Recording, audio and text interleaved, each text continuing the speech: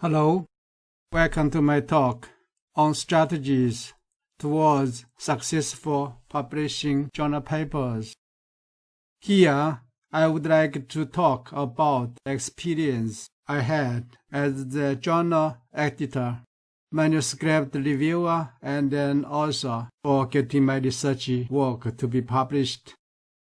I would like to give the tips from the viewpoint of a journal editor, the manuscript reviewer, and the manuscript author to you when you are preparing your manuscript. And I will also tell the experience I had in some of my research work and how I get them published.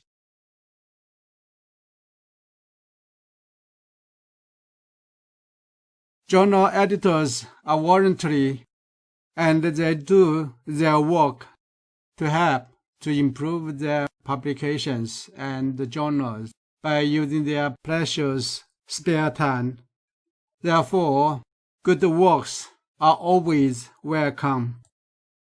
Editors would decide whether the manuscript can go to the review process. For instance, if he or she does not like the contents or the topics, or thinks that the manuscript has no value to readers and the community, or thinks that the manuscript is beyond the scope of the journal, he or she might reject the manuscript without the reviews. And editors would identify the reviewers review the manuscript. However, finding good reviewers is not an easy task. So to allow the time for finding reviewers and for review, but the time would be different for different journal. Manuscript is mainly prepared for review, thus the format and style of the manuscript should be made for this purpose. Nowadays, a generalized format of manuscript can be accepted by most journals. The journal management would take care of your manuscript if it is accepted for publication.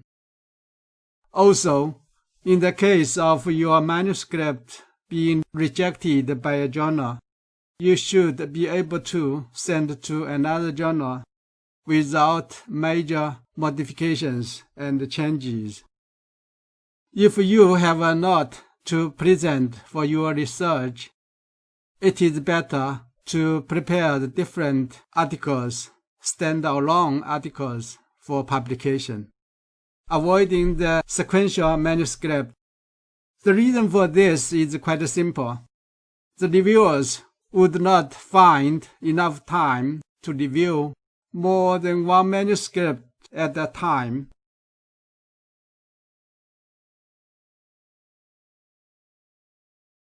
Similar to the editors, reviewers review the manuscript on the voluntary basis. An important issue here for the authors to make the manuscript more readable, so to make the reviewer's life easier. I reviewed manuscript for many journals every year, and I would say some are enjoyable to read, but some others are difficult to understand. Here are some tips for preparing the manuscript. A good and clear style of manuscript is highly recommended. Headings of sections should be stand out and be well layered and titled.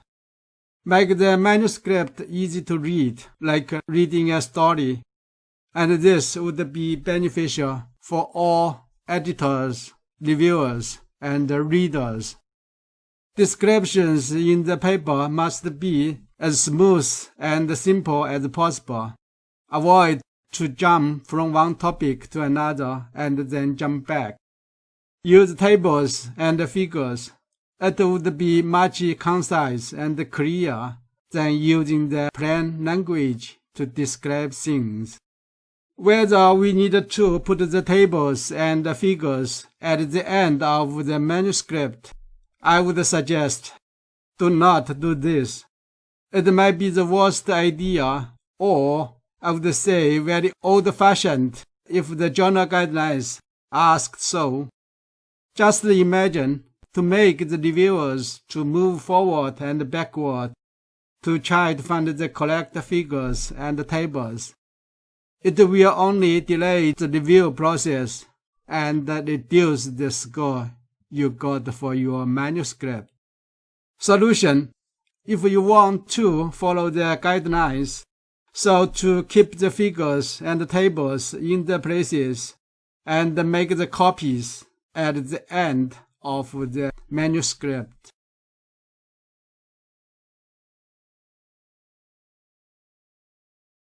Prepare the manuscript well before submission. Spend more time on your manuscript might save your time in the review process. A badly prepared manuscript might be more likely to be rejected. Therefore, good presentations would be a key factor for the success of your manuscript. I have seen some really good research work.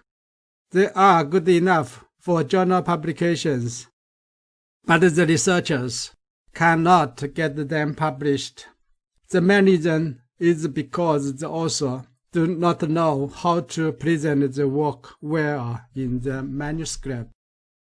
A good introduction is very important to your work, and tell why you are doing this and on what basis your work is. I have reviewed some papers from a certain region or country, probably due to the different cultural background. They often go directly to some very difficult equations without any introductions.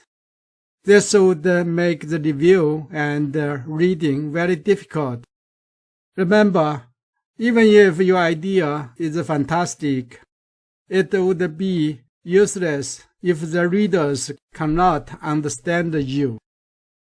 Conclusions must be numbered or in bullet points, such that your conclusions can be easily identified and be read.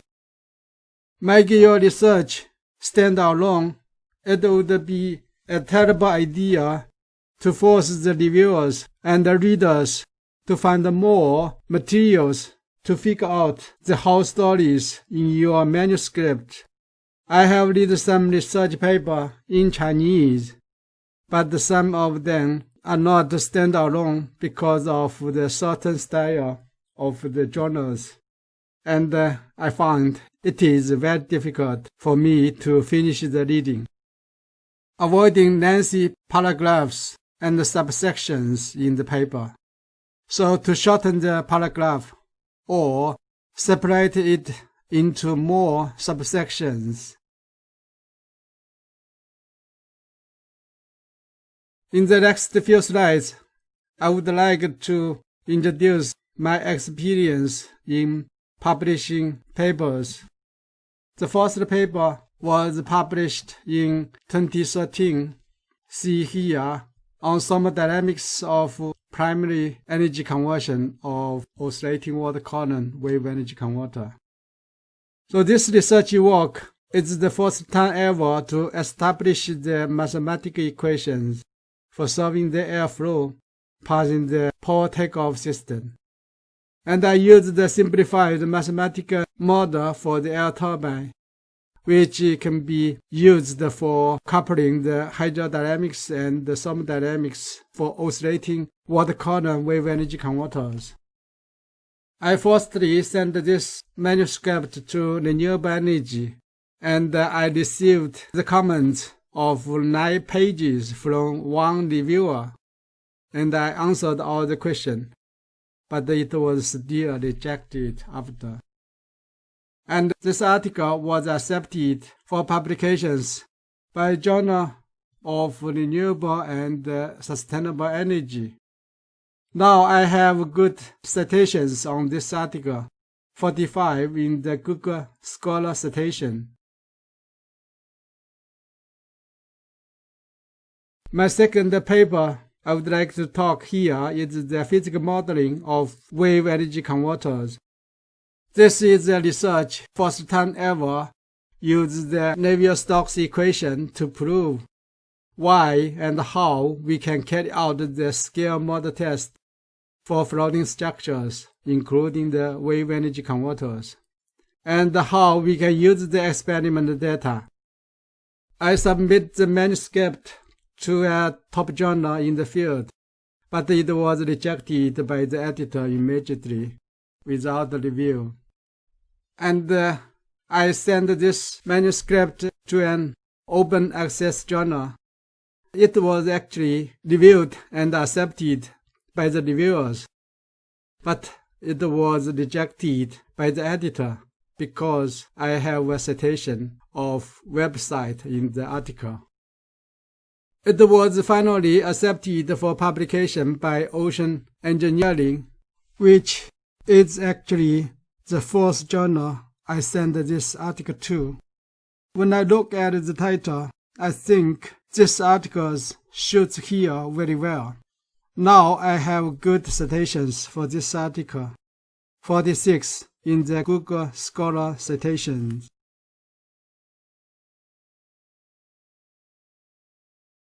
The third paper is the recent publication, a revisit of Navier-Stokes equation, published in European Journal of Mechanics. This work would be controversial because it directly challenges the nearly 200-year concept, the symmetric viscous stress tensor for fluids. I have used some existing examples to support my research. However, more evidence may be needed.